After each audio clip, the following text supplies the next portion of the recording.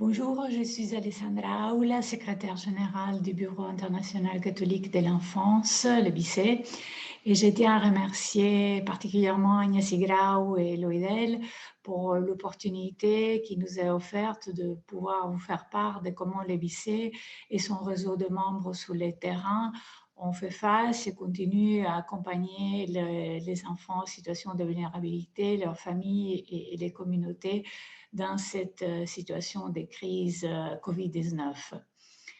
Il y a maintenant plus d'une année, nous avons été contraints de venir en aide humanitaire à ces populations qui se trouvaient dans une situation de souffrance extrême. Souffrance extrême due évidemment à la situation sanitaire, notamment très défaillante dans certains pays, et aussi au fait que ces familles vivant des travaux informels perdaient du jour au lendemain ce qui était déjà leur modeste source de revenus. Alors évidemment, c'était même une reconversion très rapide pour notre organisation qui, de par sa taille, sa mission, n'a pas vocation à fournir de l'aide humanitaire d'urgence, mais la situation était telle que nous avons, grâce aussi à l'appui de généreux donateurs, pu intervenir avec un soutien alimentaire, un soutien matériel sanitaire, matériel hygiénique pour ces populations. Donc, il y a eu cet élan immédiat de réponse à la situation, mais en même temps, nous avons voulu accompagner plus sous le moyen terme, autant que la visibilité de la situation, en tout cas, nous permettait de le faire, ces familles et ces enfants. Et donc, comment reconvertir, réajuster, modifier certains projets qui étaient en cours, comment donc les adapter à des réalités d'isolement, de confinement, de didactique à distance, avec toutes les conséquences aussi que cet isolement, ce confinement, bien sûr nécessaire, a quand même entraîné, et je pense notamment à l'explosion de violences dans le cercle familial qui s'est produit partout où nous intervenons. Il y a eu donc au cours de l'été 2020 une reconversion de tout ce qui était un soutien thérapeutique, psychologique qui se faisait donc dans des centres, dans des cabinets, avec des lignes téléphoniques qui ont été ouvertes, des sites web adaptés qui ont été créés, des chats, des SMS, etc. Donc toute une panoplie de services en profitant de nouvelles technologies en place et en permettant aussi, bien sûr, dans certaines situations, aux enfants, aux familles d'y accéder, qui ont été donc mis en place ces services pour, d'une manière ou d'une autre, garder en tout cas un contact avec ces enfants pour que ces sentiments de solitude, d'abandon aussi, qui parfois pouvaient se ressentir, soient en tout cas perçus le moins possible. Des nouvelles aussi méthodes didactiques ont été mises en place. Je pense à des cinéforums, à des sites avec ludiques créés spécialement dans ces circonstances, et en même temps des sensibilisations via la radio notamment, aussi dans les zones les plus reculées, pour sensibiliser aux gestes barrières, aux comportements à tenir d'un point de vue des interactions familiales, sociales dans cette période. Donc, une reconversion qui a dû se faire très rapidement et que nous avons après, dans les mois qui ont suivi, constatant que malheureusement l'épidémie allait rester avec nous pour une certaine période, penser à avoir aussi des activités plus sous le moyen terme et qui peuvent s'inscrire et s'ancrer dans cette nouvelle réalité. Et donc, nous avons lancé en décembre dernier une grande initiative Covid qui touche plus de 21 pays, avec autant de projets qui, bien sûr, continuent avec cet accompagnement humanitaire, mais avec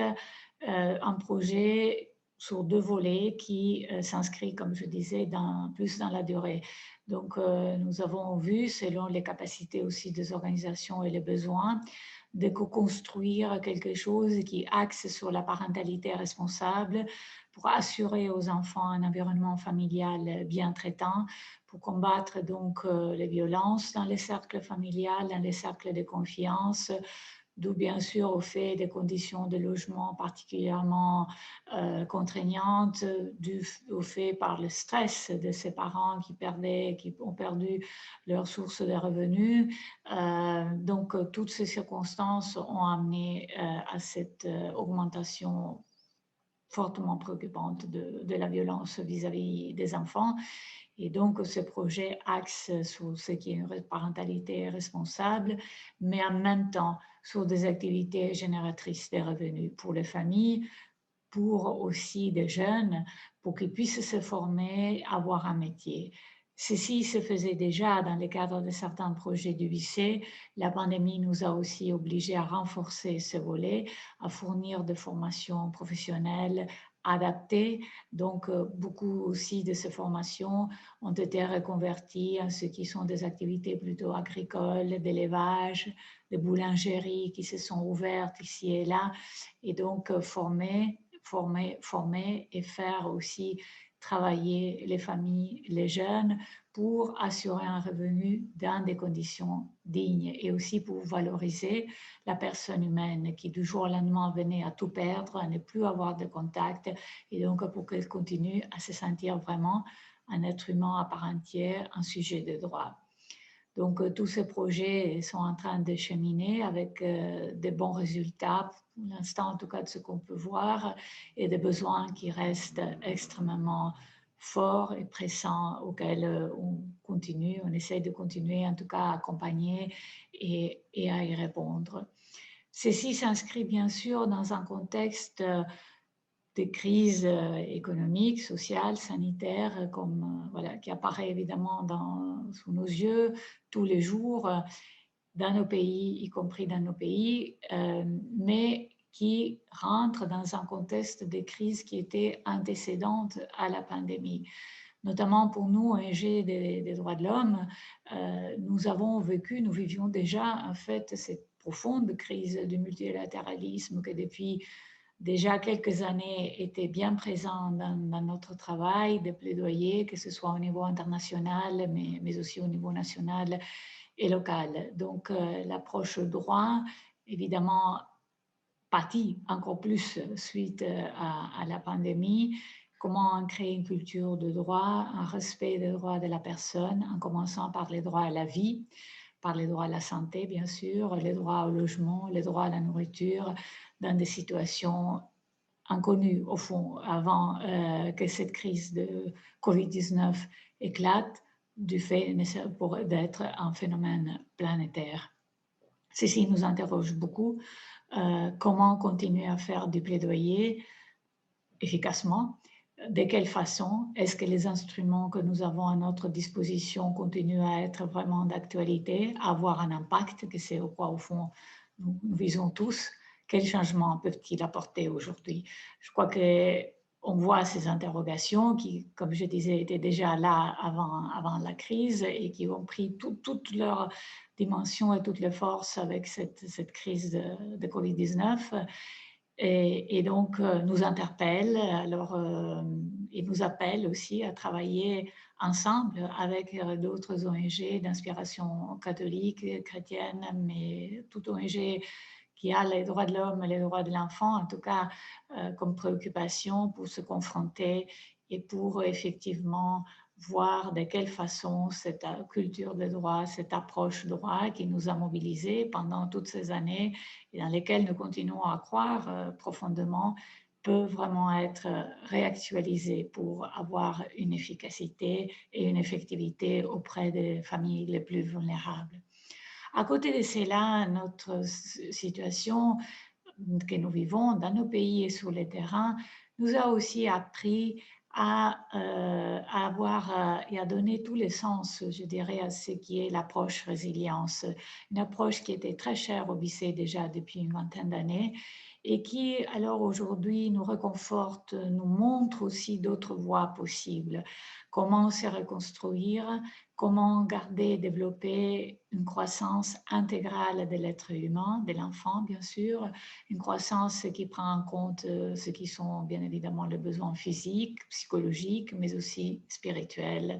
et éthiques de ce nouveau vivre ensemble auquel nous sommes appelés.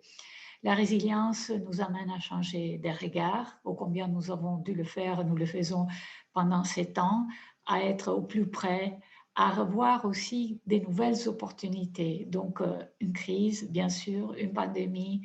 les nombres de morts que nous voyons, de personnes qui ont tout perdu, et en même temps, quelles sont les opportunités? Et je crois que c'est aussi sur ces opportunités qu'en tant qu'EBC, nous voulons aussi nous focaliser grâce à cette approche résilience, opportunités pédagogiques, opportunités culturelles, écologiques, repenser la croissance économique, repenser nos relations à l'autre, en commençant par nous-mêmes, aux sociétés. Donc, dans ce contexte qui est vraiment un changement d'époque, un contexte qui, quand on entend dire on veut retourner à la vie d'avant, la vie ne sera pas comme avant. La vie sera différente. La pandémie a pris et continue à prendre des proportions telles et dans tellement de domaines que le retour à la vie d'avant n'est pas d'actualité. Et ça, je pense, nous devons nous réfléchir à cela et nous prendre le temps et en même temps, dans ces temps d'action aussi, temps de la réflexion, temps de l'action, temps de repenser, à trouver un équilibre, un nouvel équilibre, de vivre ensemble. Ces nouveaux équilibres, nous avons les bases, nous avons aussi les fondements, donc ce n'est pas un repartir de zéro non plus. Ça va demander quand même de la créativité, de l'inventivité, une écoute beaucoup plus profonde, beaucoup plus sérieuse de ce que les populations sur le terrain nous disent. Une application probablement plus serrée de l'approche de subsidiarité. Qu'est-ce que ça veut dire cette approche pour nous, notamment ONG d'inspiration chrétienne? Comment nous l'appliquons? Comment nous apprenons à être co-responsables, à co-construire avec nos partenaires sur le terrain? Donc, ces moments de pandémie, ces moments de souffrance, de douleur sont aussi des moments de croissance, des moments d'opportunité. Nous le rappelle le pape François, je crois, à chaque fois qu'il prend la parole, c'est une invitation à construire, à aller de l'avant, à ne pas se faire submerger par tout ce qui est au fond, toute la souffrance que cette situation entraîne. Alors, plus que jamais, et nous le constatons en tant que BICE, étant un réseau d'organisations, nous avons vu émerger des solidarités extraordinaires, solidarité de nos donateurs, solidarité des bailleurs, qui, tout étant des administrations, parfois avec des contraintes bureaucratiques, ont fait preuve d'une grande flexibilité, d'un grand accompagnement, adaptabilité, et de nos partenaires et familles, enfants, les premiers bien sûr. Une solidarité qui s'est créée en partageant des informations, en aidant les uns les autres dans un fort sentiment de réciprocité qui était, je dois dire, pour nous ici à Genève, à Paris, vraiment un sentiment et plus qu'un sentiment, je dirais une évidence d'aller de l'avant, de ne pas baisser les bras et de continuer à appuyer. Donc, en tant que réseau, y compris dans les forums des ONG qui travaillent pour les droits à l'éducation, dans les forums d'ONG d'inspiration chrétienne, dans ce pacte éducatif global que le pape François a lancé, je crois que nous avons des instances aussi pour nous retrouver, pour échanger, pour construire ensemble et aider au plus près les populations qui demande effectivement de pouvoir continuer à vivre, à créer, à se développer d'une façon intégrale. Donc, c'est un appel aussi que cette pandémie, je pense, nous lance à toutes et à tous de nous mettre vraiment à coopérer ensemble, à collaborer ensemble. Et cette coopération internationale qui, si vous voyez, si mal avec cette crise des multilatéralismes, comment aussi nous la réinventons, comment nous la recréons, quelles nouvelles opportunités, quelles nouvelles approches cela va nous demander de mettre en place. Mise en place qui doit être réfléchie, mais en même temps rapide, au vu des difficultés et de la situation qui nous appelle tous les jours. Donc, au sein du BICE, ces initiatives, parentalité responsable, activités génératrices des revenus, pédagogie à distance, nouveaux outils technologiques, bon usage de ces nouveaux outils pour être au plus près de ces populations sont tous déjà des voies que nous explorons et que nous vous invitons vraiment à explorer avec nous dans cet esprit de fraternité et de solidarité que nous nous devons les uns aux autres et que nous devons à nos frères et sœurs qui se trouvent sur le terrain dans des situations vraiment extrêmement compliquées. Donc, dans cet appel à être ensemble, je remercie encore une fois Loïdel qui donne cette opportunité d'échanger à travers ces vidéos et déjà d'apprendre les uns des autres de comment pouvoir voilà, répondre au mieux à cette situation post-pandémie pour ceux qui ont le plus besoin. Merci beaucoup.